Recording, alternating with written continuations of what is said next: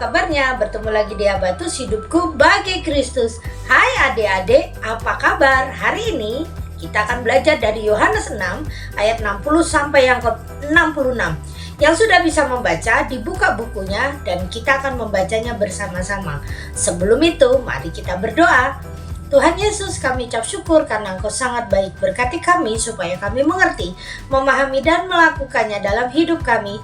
Dan hanya di dalam nama Yesus kami percaya berdoa. Haleluya, haleluya, amin. Adik-adik, hari ini kita akan belajar tentang firman Tuhan yang luar biasa. Nah, sebelum itu Ibu mau bertanya, siapa yang di sini paling suka dinasihati? Siapa yang di sini yang paling suka diatur? Suka nih kalau diatur, kalau nggak diatur aku nggak suka. Pengennya diatur-atur, pengennya dikekang-kekang, pengennya tidak diberikan kebebasan melakukan apa yang aku suka. Ada yang di sini, wah rata-rata pasti tidak suka diatur-atur, pasti tidak suka dikekang, pengennya diberikan kebebasan melakukan apa yang kita suka. Peraturan itu menyebalkan ya, gitu rata-rata begitu ya. Tetapi adik-adik, di dalam hidup ini kita mempunyai peraturan. Peraturan dibuat bukan untuk dilanggar, tetapi peraturan ini dibuat untuk keselamatan diri, untuk keselamatan orang lain, dan untuk menjaga kerukunan bersama. Dan banyak sekali peraturan-peraturan di dalam hidup ini yang membuat kita harus untuk melakukannya. Suka atau tidak suka, kita harus melakukannya. Mengapa demikian? Karena kita hidup bermasyarakat, kita hidup di tengah orang banyak. Dan terutama karena kita anak-anak Tuhan. Anak-anak Tuhan punya aturan nggak? Oh tentu punya. Banyak sekali aturan dalam hidup kita untuk menjaga keselamatan hidup kita, menjaga iman kita, menjaga hubungan baik. Bahkan yang terutama adalah kehidupan kita harus mencerminkan siapa itu Kristus sehingga nama Tuhan dipermuliakan. Tapi terkadang banyak sekali orang-orang yang tidak suka dinasehati firman. Banyak sekali orang yang tidak suka firman. Bahkan di ibadah pun, di gereja pun mereka malas mendengarkan firman Tuhan, pengennya main game di gereja, ibadah, pendeta khotbah, guru sekolah minggu sedang menyampaikan firman Tuhan malah main game. Wah, anak-anak seperti inilah anak-anak yang seperti firman Tuhan yang akan kita baca ini. Kita baca ayat 60. Sesudah mendengar semuanya itu, banyak dari murid-murid Yesus yang berkata, perkataan ini keras, siapakah yang sanggup mendengarnya? Ayat yang ke-66. Mulai saat itu banyak murid-muridnya mengundurkan diri dan tidak lagi mengikut dia. Banyak orang-orang yang tidak suka dinasehati. Banyak orang-orang yang rasanya, aduh peraturannya ini terlalu ketat deh. Tidak enak, tidak nyaman, aku tidak suka. Peraturan itu bukan kau suka atau tidak suka sayang. Tetapi peraturan itu dibuat untuk menjaga sikapmu supaya lebih baik. Engkau tidak mencelakai orang lain, engkau tidak mencelakai diri sendiri. Bahkan nama Tuhan dipermuliakan dalam hidupmu. Wah, anak itu pintar ya membuang sampah pada tempatnya. Wah, anak itu sopan ya melewati orang lain dengan kata permisi. Wah, anak itu baik ya.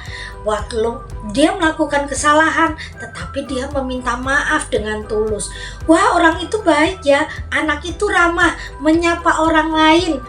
Dan ada lagi pujian demi pujian. Kalau engkau mulai menjaga hidupmu dengar-dengaran akan nasihat firman Tuhan, terutama adik-adik, mengenai engkau beribadah, mengenai engkau berdoa, bagaimana bersikap, bagaimana hubunganmu dengan Tuhan, bagaimana hubunganmu dengan sesama, kiri kananmu. Nah, kalau engkau menjaga hubungan baik ini, menjaga hidupmu sesuai dengan nasihat-nasihat benar, engkau akan hidup dengan benar. Tetapi kalau engkau tidak mau dengar-dengaran nasihat, engkau melakukan sesuka-suka hati, engkau pasti dicap jadi anak yang bandel. Seperti murid-murid ini, firman Tuhan begitu keras. Bukan keras ya sebenarnya ya, karena mereka sebenarnya sudah terlalu lama hidup nyaman tanpa peraturan. Tiba-tiba Yesus datang memberikan peraturan. Mereka tidak nyaman. Mereka merasa bahwa peraturan ini keras. Akhirnya mereka meninggalkan Yesus. Padahal peraturan yang diberikan Yesus, nasihat yang diberikan Yesus adalah nasihat yang baik dan benar supaya hidup mereka selamat, tidak jatuh dalam dosa. Engkau pun harus begitu. Saat engkau harus berkata jujur, engkau pun harus berani berkata jujur. Latihlah dirimu untuk melakukan hal yang benar, bukan hanya baik tapi benar. 3 kata yang harus kau hafalkan yaitu maaf, terima kasih, dan permisi.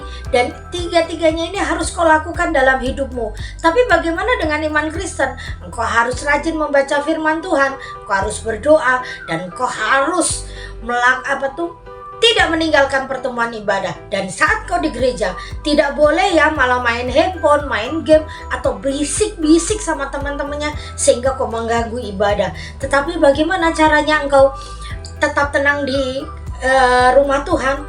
Anak Ibu Yohana dari kecil juga nggak bisa tenang, tetapi dikasih buku gambar, melukis, dikasih kertas origami sehingga melipat-lipat. Engkau tetap duduk tenang di gereja, tetapi tidak mengganggu orang lain. Saat engkau belajar mulai besar, engkau akan terlatih dalam pelayanan, engkau akan menjadi hebat. Jadi adik-adik, jangan sampai engkau tidak mau dengar-dengaran firman Tuhan. Tapi ingat, engkaulah pelaku firman. Jangan hanya didengar ya, tapi dilakukan. Bu Yohana berharap engkau semua mendengarkan nasihat firman hari ini dan melakukannya. Mari kita berdoa. Tuhan, kami mengucap syukur karena Engkau sangat baik, memberikan kami kesempatan untuk belajar firman-Mu. Berkati kami supaya kami mengerti, memahami dan melakukannya dalam hidup kami. Dan hanya di dalam nama Yesus kami percaya berdoa. Haleluya. Amin. Sampai bertemu lagi di Habatus, hidupku bagi Kristus. Habatus, renungan harian anak.